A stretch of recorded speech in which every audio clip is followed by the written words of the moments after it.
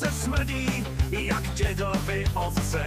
Mají z řiči dlouhý chlup a pěkně rozpraskaný chrup. Žijou jen tam v kopřivách a schází se pod mostem.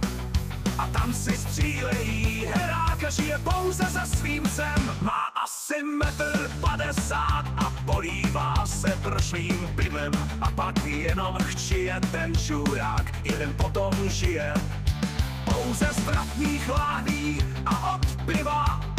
A je vysoký, asi jako kopřiva, asi jako kopřiva. Lidé se mu vyhýbají dokola, protože smrdí jako vratná láhev od piva. A je vysoký jak kopřiva.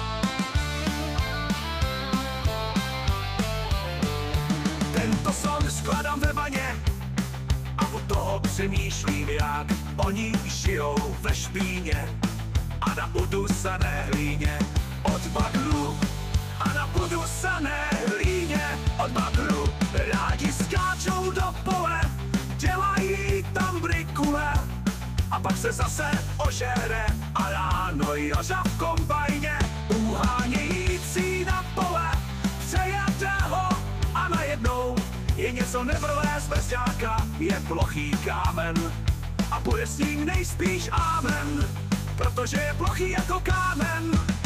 Tak nebuď jak čurák, začni si práci jak bezďák a začni vracet láhve od piva.